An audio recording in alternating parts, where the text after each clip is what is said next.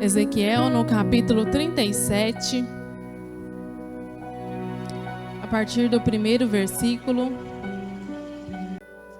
Hoje nós vamos dar continuidade, no tema de quinta-feira passada, onde nós falamos sobre profetizar vida, de uma forma prática, de nós profetizando e declarando na vida da nossa irmã, através de uma dinâmica que nós fizemos aqui. Quem que não estava na quinta passada?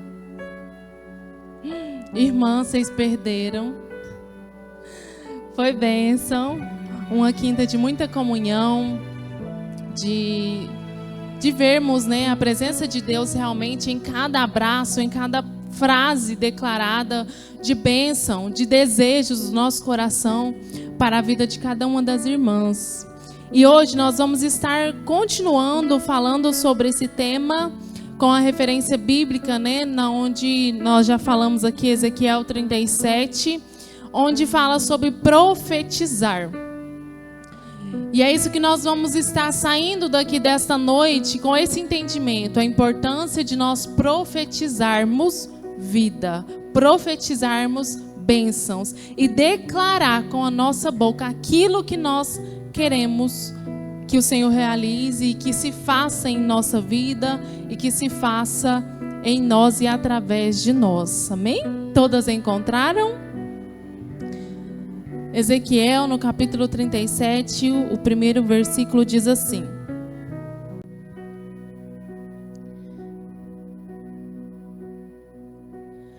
Veio sobre mim a mão do Senhor, e Ele me levou pelo Espírito do Senhor, e me deixou no meio de um vale que estava cheio de ossos. Ele me fez andar ao redor deles, e eu pude ver que eram muito numerosos na superfície do vale, e estavam sequíssimos. Então me perguntou: Filho do homem, será que estes ossos podem reviver? Respondi: Senhor Deus, tu sabes. Então ele me disse: profetize para estes ossos, e diga-lhes: ossos secos, ouçam a palavra do Senhor. Assim diz o Senhor Deus a estes ossos: eis que farei entrar em vocês o Espírito, e vocês viverão. Porei tendões sobre vocês, farei crescer carne sobre vocês, e os cobrirei de pele. Porei em vocês o Espírito, e vocês viverão. Então vocês saberão que eu sou o Senhor. Então profetizei como me havia sido ordenado. Enquanto eu profetizava, houve um ruído, um barulho de ossos que batiam contra ossos e se ajuntavam, cada osso ao seu osso. Olhei, e eis que apareceram tendões sobre os ossos, cresceram as carnes, e eles se cobriram de pele, mas não havia neles o Espírito. Então ele me disse: profetize ao Espírito, profetize, filho do homem, e diga ao Espírito: assim diz o Senhor Deus, venha dos quatro ventos, ó Espírito, e sopre sobre estes mortos para que vivam. O último versículo: profetizei como ele me havia ordenado. O Espírito entrou neles. Eles viveram e se puseram em pé. Formaram um exército, um enorme exército. Amém? Tome seu assento. Curva a sua cabeça. Pai, nós estamos aqui. Senhor, já foi ministrado aqui, já foi falado contigo. E nesse momento, Senhor, mais uma vez, nós queremos pedir que o Espírito Santo do Senhor venha falar aos nossos corações. Papai, o vaso é pequeno, mas o Senhor é grande. É o Senhor quem é o canal, é o Senhor quem dá a direção. Senhor, que a nossa mente esteja voltada para aquilo que o Senhor quer ministrar aqui nesta noite. Em nome de Jesus. Amém. Irmãs, quem nunca ouviu ou leu sobre a passagem onde fala sobre os ossos secos em que voltou a ter vida? Eu tenho certeza que em algum dado momento da história da sua vida enquanto cristã, alguém já comentou, ou você já ouviu até um hino, ou você já leu essa passagem aqui, e Deus já falou contigo de alguma forma, de alguma maneira, em um episódio da sua vida em que você estava precisando de uma palavra direcionada a esse tema, a essa temática. E eu sei que você sair da sua casa, chegar até aqui, nesta noite de quinta-feira, para ouvir uma palavra dos céus, o Senhor vai falar ao nosso coração aqui nesta noite.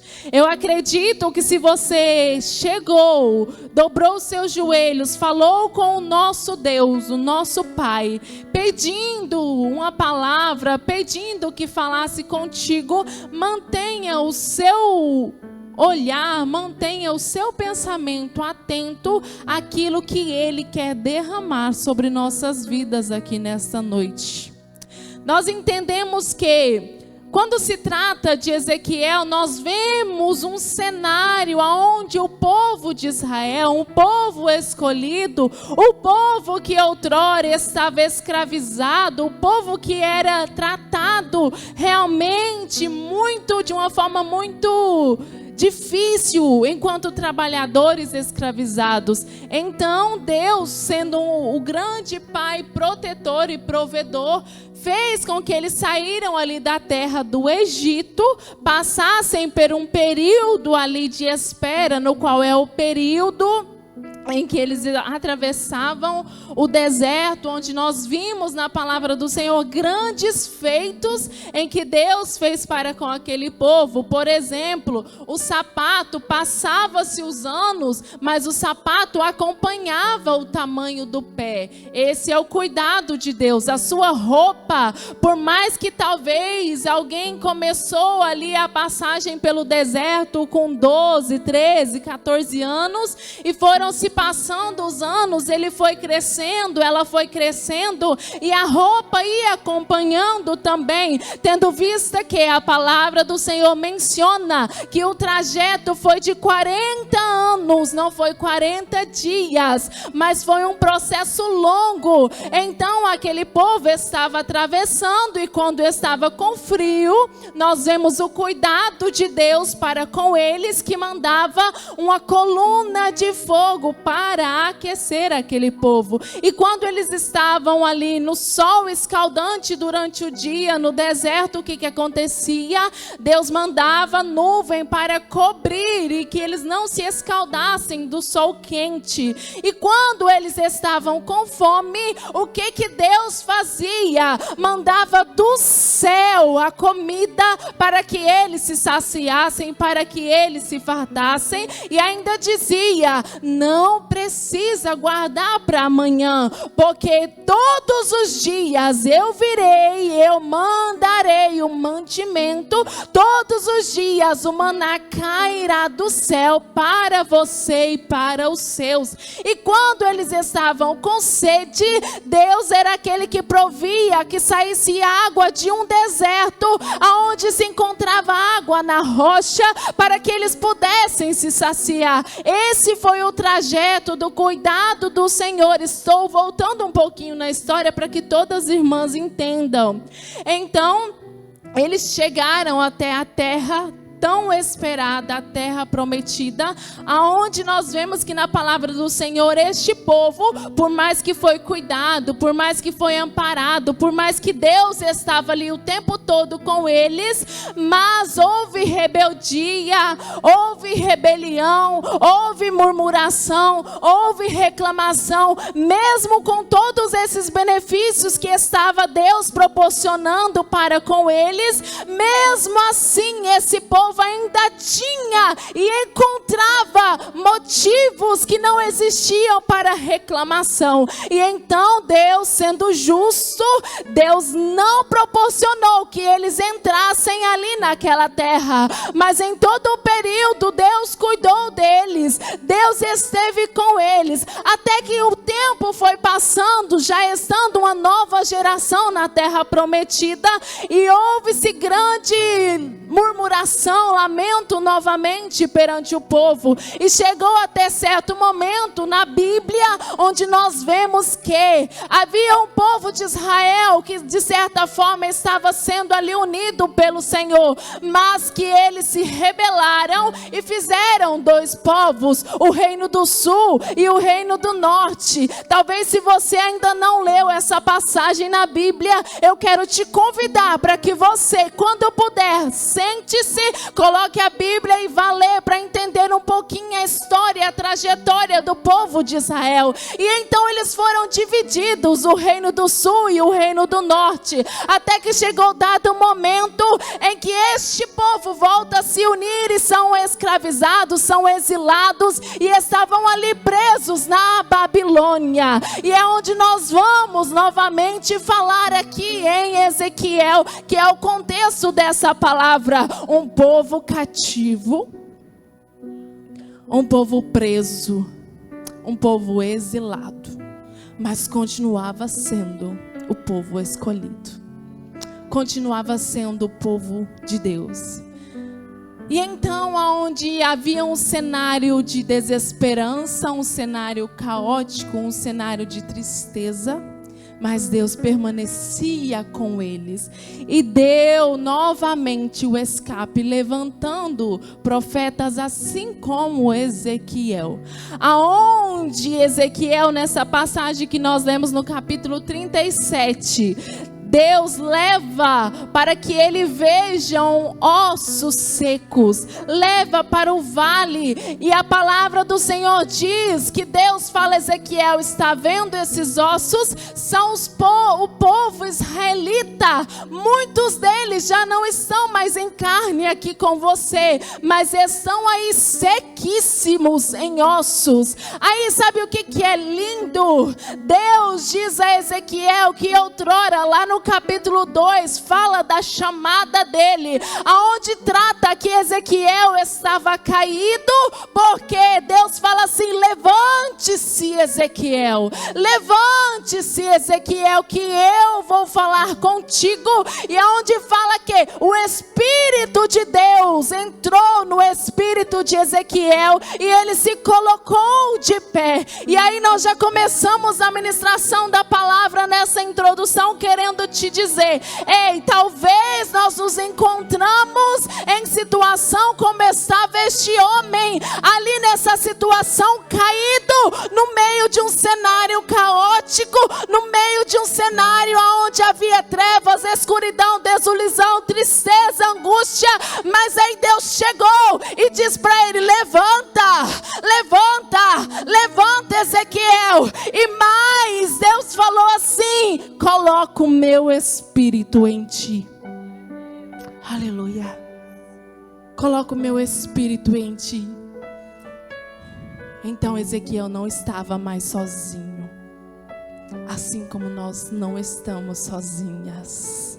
Assim como quando Jesus veio a este mundo, padeceu, sofreu ali naquela cruz, até que chegou dado momento em que o seu espírito se voltou da sua origem junto ao Pai. Mas Jesus disse assim antes de ir: eu vou, mas eu deixarei o Consolador, o Espírito Santo com vocês. Então, da mesma forma, minha irmã, em que Deus chega para Ezequiel e diz assim: eu coloco o meu Espírito em ti, da mesma forma, Jesus diz para mim, para você: ei, eu não estou mais aqui em corpo físico presente, mas eu deixo aqui o meu Espírito Santo para estar aí do seu lado. E se você crê, minha irmã, se você crê, o Espírito Santo está com você, ele está aqui do seu lado. Ele está sentado ao seu lado. Ele está contigo quando você levanta, quando você anda, quando você caminha, quando você sai, quando você chega. Porque é uma promessa e uma garantia que Ele está conosco. Aleluia. E então Deus leva Ezequiel ali para aquele vale. Quando a gente fala de vale, nós entendemos que era realmente o cenário no qual eles estavam ali inseridos, de muita tristeza, sabe? Deus levantou Ezequiel para passear no meio do vale. E nosso Deus é maravilhoso, que Ele disse assim: tá vendo, Ezequiel? Todos esses ossos estão sequíssimos, sequíssimos. E enquanto ele falava isso, a palavra do Senhor diz que Deus estava caminhando juntamente com ele ali naquele vale. Ei, talvez você se encontre nesse cenário, e a palavra do Senhor para os nossos corações nesta noite é: o vale talvez você esteja sentindo sozinha, mas eu quero falar e te lembrar aqui nesta noite que você não está. Sabe por quê? Assim como o Deus estava ali com Ezequiel, o Espírito Santo está conosco, andando, mesmo que seja no vale, mesmo que seja no deserto, mesmo que seja na tempestade. Mas há uma garantia, minha irmã, que você não está sozinha. Há uma garantia, minha mãe, minha irmã, você não está no comando sozinha. Não está. O Senhor está com você em todos os dias. Todos os dias. Sabe, Deus, Ele não pergunta se Ezequiel quer ir. Simplesmente Ele dá ali o Espírito Santo, o Espírito dele que é santo, e simplesmente pega na mão e vai caminhar junto, sem precisar perguntar: você quer ir para o vale? Porque Deus permite, mas está conosco. Deus permite, mas está conosco. Deus permite, mas está conosco. Está conosco. Ele é o Deus que caminha junto. E aí mais, Deus pergunta para ele: pode reviver esses ossos? Por que que Deus pergunta? Deus não precisava da resposta de Ezequiel para fazer alguma coisa. Deus não precisa da nossa resposta para fazer alguma coisa. Não, não, não. Não, não, não. Sabe o que Deus estava fazendo? Estava elevando o nível do pensamento de Ezequiel para mostrar aquilo que ele iria fazer. Independente daquilo que eu acho, daquilo que eu penso, Deus, Ele vai fazer quando Ele quer fazer. Deus, Ele vai conduzir quando Ele quer conduzir. Ele vai abrir uma porta se Ele quer abrir. Ele vai fechar uma porta se Ele quer fechar. Ah, mas por que perguntou? Porque Deus quer um relacionamento que, independente da minha resposta, Ele quer simplesmente nos ouvir. Ele quer simplesmente elevar o nosso nível para que a gente tenha a autoridade nele, para estarmos juntos e para declararmos aquilo que Ele já vai fazer. Minha irmã, muitas coisas nós não recebemos de Deus embora Ele já está prestes a fazer, porque nós não ainda estamos no nível para entender o trabalhar dele. Aí a gente atrapalha. Atrapalha com as nossas ações, atrapalha com as nossas declarações através da nossa boca, atrapalha naquilo que nós tomamos de decisão, sendo que Deus está junto, o Espírito Santo está caminhando conosco. Aí vai lá e a gente quer tomar as nossas próprias decisões. Enquanto que Deus pergunta para o cego, Jesus olha e fala assim: o que queres que eu te faça? Obviamente que um cego quer ver, mas o porquê que Jesus pergunta? Porque quer relacionamento. Jesus já ia fazer. Quando Jesus chega na vida ali daquele paralítico que estava 12 anos em um tanque esperando um agitar de águas, e vê aquele cenário daquele homem ali prostrado, caído, e Jesus pergunta: queres andar? Obviamente era o que ele mais queria. E ele responde: Senhor, é o que eu mais quero. Mas quando eu vou, entra outro em meu lugar, e no agitar das águas outro é curado e eu não. Aí Jesus diz para ele assim: levante-se, toma a tua cama e anda. Por que que Jesus pergunta? Relacionamento. Aí Jesus pergunta para nós hoje: o que queres que eu te faça? O que queres que eu te faça? Será que o nosso nível está no mesmo nível de pensamento do Senhor? Ah, Cassiele, mas como que eu vou saber se nós estamos caminhando com Deus através do seu Espírito Santo? Todos os dias eu estou com Ele. Eu passo a ter uma intimidade. Eu começo a entender o que Ele não gosta e o que Ele gosta. Eu começo a entender o que Ele quer que eu faça e o que Ele quer que eu não faça. O que Ele quer que eu fale e o que Ele quer que eu não fale. Aonde Ele quer que eu vá e aonde Ele quer que eu não vá. Isso é comunhão, e eu começo a estar no nível em que Deus quer que eu esteja.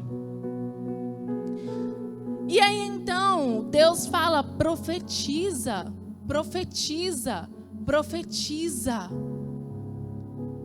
E esses ossos vão ter vida, e esses ossos vão viver novamente. E quando a gente não faz isso, do nosso pensamento não estar aliado ao do Senhor, muitas vezes nós atrasamos o trabalhar de Deus. Sabe por quê que no início da ministração eu falei do povo que estava atravessando o deserto em uma rota que seria mínima, e Deus fez com que se prolongasse a rota e os anos? Porque eles estavam desobedientes e atrasou aquilo que Deus tinha para a vida deles. Talvez você ora, minha irmã, 1 ano, 2 anos, 3 anos, tantos anos por uma causa, e não vê o trabalhar de Deus. Isso, além de ser o tratamento dele para conosco, Ele está provando, porque muitas vezes nós mesmas estamos atrasando o trabalhar dele. Mas que nesta noite nós sejamos como este homem que não temeu. Simplesmente Deus falou para ele: profetiza. E o que ele fez? Profetizou. E sabe o que é interessante? O que Ezequiel era? Estou perguntando, o que Ezequiel era? Falei que umas 3 vezes já, ele era um profeta. Ezequiel era um profeta. Aí o que Deus fala para ele? Fazer o quê? Profetizar. Ou seja, Deus sabe quem nós somos. E Ele não vai perder aquilo que Ele sabe que nós não ainda estamos aptas a fazer. Se Ele pediu para nós fazermos algo, é porque Ele sabe que a gente tem a capacidade de fazer aquilo. Ele sabe, Ele conhece quem nós somos. E às vezes nós recebemos talvez uma oportunidade para estar visitando, para estar louvando, para estar pregando, ministrando. Aí alguém olha e fala assim: não, mas eu não dou conta não. Minha irmã, se o Espírito é único que nós servimos, e o Espírito que testifica em mim, testifica em você, na irmã Miliane, na irmã Maria, em todas, é o mesmo Espírito, Ele sabe da capacidade. Ele sabe da capacidade. E como a irmã Elaine já falou aqui, às vezes nós precisamos nos dispor, porque Ele sabe que vai nos usar. Deus falou para ele: profetiza, Ezequiel. E Ezequiel foi lá e profetizou. Foi lá e falou. E através daquilo que ele falou com a sua boca, Deus fez. Aí eu quero te levar à compreensão que Deus, sendo Deus, é aquele que muito bem poderia ter falado assim: Ezequiel, fica aqui no cantinho aqui, ó, não precisa ficar no meio do vale não, fica aqui só você vendo que eu vou fazer aqui, ó, esses ossos terem vida de novo, esses ossos se juntaram ao outro, esses ossos terem carne novamente, ter espírito novamente. Só para você ver, ó, fica aqui, não precisa se misturar, não precisa entrar no vale não, não precisa, porque eu vou fazer por você. Mas sabe o que Deus está nos ensinando aqui nessa noite, para mim, para você? É que Deus, Ele pode fazer na sua vida, Deus, Ele pode fazer na sua casa, Deus, Ele pode fazer no seu trabalho, em qualquer lugar que você está inserida, mas Deus quer te usar para o meio, Deus quer te usar para você fazer, para você ir lá, para você resolver, para você declarar, para você profetizar.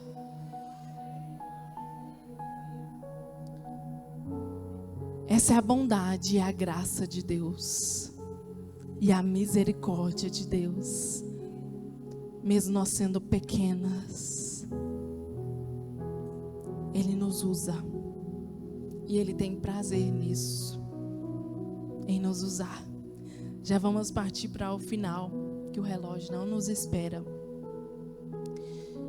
E então, quando Ezequiel profetizou, os ossos começaram a se mover e a se juntar. Aí eu quero te falar, se fosse Ezequiel para fazer isso, ele mesmo ir lá e com a boca dele declarar para que os ossos vivessem novamente, talvez não ia surtir efeito nenhum. Não ia surtir efeito. Porque ele era um homem, ele era humano. E se ele fosse fazer com suas próprias mãos, talvez ia demorar meses para juntar um osso no outro. E ainda não ia ter vida, ia ser só simplesmente um esqueleto. Mas aí tem Deus no negócio. E quando tem Deus no negócio, tem vida. Quando tem Deus no negócio, a nossa palavra, a nossa boca, ela declara e Deus faz. Aquilo que a gente libera é concordado aqui na terra e lá no céu se faz conforme a vontade dele, que se alinha ao nosso pensamento, à nossa vontade, e ali ele realiza, não porque ele precisa ser glorificado, mas para que nós vemos e entendemos que ele conta comigo e que ele conta com você. Aleluia.